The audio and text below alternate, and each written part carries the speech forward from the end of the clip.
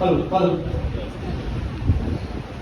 Honorable Speaker, sir, if a chameleon would have been present in this moment of time, the chameleon would have felt insecure about his abilities because the statements of the members of proposition are changing faster than the chameleon even changes its color.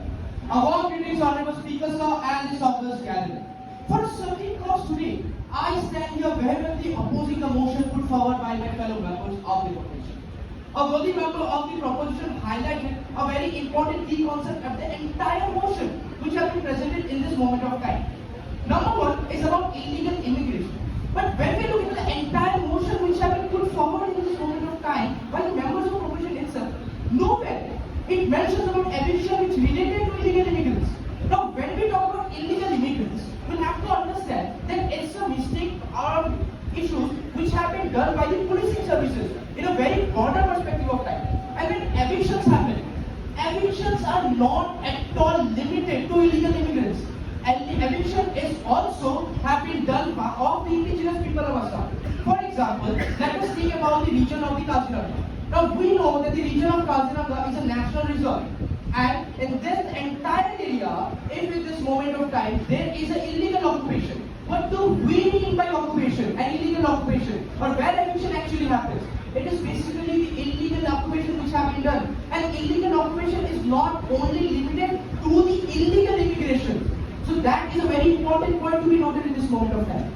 Another worthy member of the proposition highlight at about a very important key concept again, about 10 lakh of land which have been encroached. Now, encroachers again are not limited to illegal immigrants. Now, when we look, indigenous people of Assam, multiple times when there are illegal occupation, the entire scenario comes into sector, and there is a two-sided face which have been seen by the members of the proposition. Another worthy member of the proposition highlighting about very important key concept that we have to understand. When we look into the last part of the entire motion which we have been presented in this moment of time, the last part of the motion critically talks about indigenous identity of state, where it's not just about these people who speak Assamese, but the ones who are a part of Assam. Now, when we look at the entire differentiation, we get to know that members of proposition are only highlighting about the ones who are Assamese by the words of the language they speak. But the word entire identity clearly means that the entire individuals or a group of individuals who actually reside in this region of Assam are part. Honorable Speaker, sir, when we look into very major key concepts like the United Nations Human Rights Council, recently United Nations Human Rights Council give a very important key factors where actually things have to be taken into consideration, which reflecting to a very important key argument between differentiation. That is the fundamental rights versus the directive principles of state policy. And when we look into the eviction policies, it clearly comes under the directive principles of state policy, which is completely different to the fundamental right that the members of proposition are again and again highlighting.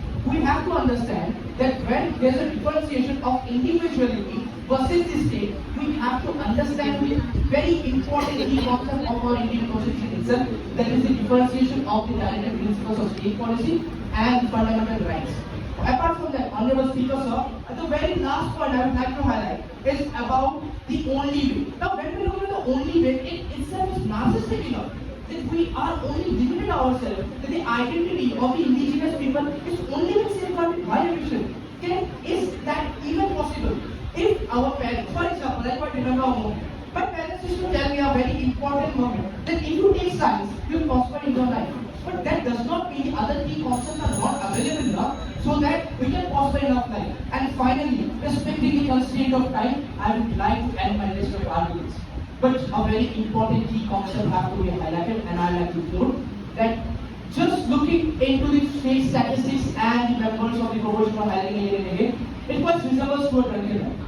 Just like a drunken man, the members of proposition are using statistics and figures more than a drunken man uses a lamppost more for support than actual life. So with this, I rest my case, but definitely, not my cause. Thank you, Honorable Speaker, sir. Thank you, Mr.